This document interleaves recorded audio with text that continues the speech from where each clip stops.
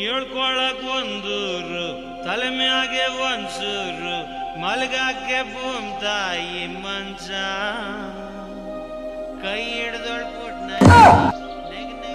ಯಪ್ಪ ಈ ಪಾರ್ಕ್ಗೆ ಬರಕ್ಕೆ ಭಯ ಆಗುತ್ತೆ. ಎಲ್ಲ ಕುಡ್ಕ ನಂಗೆ ಆವಳಿ ಕೊಡ್ತಾನೋ ಅಂತ. ಇನ್ನೇನ್ ಮಾಡೋದು, ಈ ಏರಿಯಾಗಿರೋದು ಇದೊಂದೇ ಪಾರ್ಕು. ಆಗಿದ್ದಾಗ್ಲಿ, ಆಮೇಲೆ ನೋಡ್ಕೊಳ್ಳೋಣ ಏನಾಗುತ್ತೋ.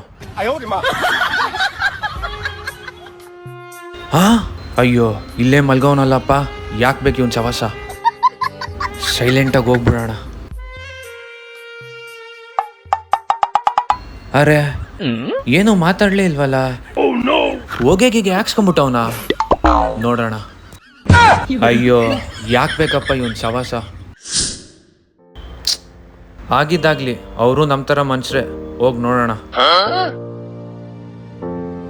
ಆ ಉಸಿರಾಡ್ತಾವನಲ್ಲ. ಜಾಸ್ತಿ ಕುಡಿದ್ಬಿಟ್ಟು ಡಿಹೈಡ್ರೇಟ್ ಆಗಿರ್ಬೋದಾ? ನೀರ್ ಕುಡ್ಸ್ ನೋಡೋಣ.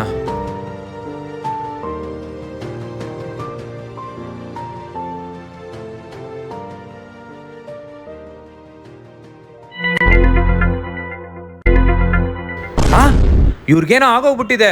ಹೆಲ್ಪ್ ಹೆಲ್ಪ್, ಬನ್ನಿ, ಇವ್ರಿಗೇನೋ ಆಗೋಗ್ಬಿಟ್ಟಿದೆ. ಹಾಸ್ಪಿಟಲ್ ಕರ್ಕೊಂಡು ಹೋಗೋಣ ಬನ್ನಿ. ಹಲೋ ರೀ, ನಿಮ್ ಫ್ರೆಂಡಿಂಗ್ ಬಿದ್ದವನೆ, ನೋಡ್ಕೊಳಕ್ ಆಗಲ್ವಾ? ಸಮಾಧಾನ, ಮೆಡಿಸಿನ್ ತರಕ್ಕೆ ಹೋಗಿ. ಮತ್ತೆ ಬೇಗ ಕೊಡ್ರಿ. ಕೊಡ್ತೀನಿ ಇರ್ರಿ ರೀ.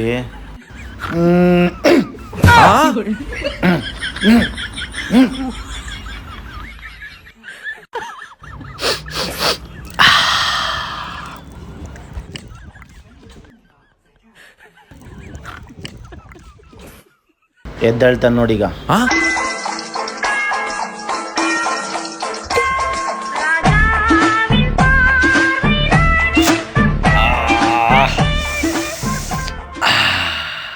ಯಾರಪ್ಪ ನನ್ನ ಸೇವ್ ಮಾಡಿದ್ದು? ನಾನೇ ಗುರು, ನಾನೇ.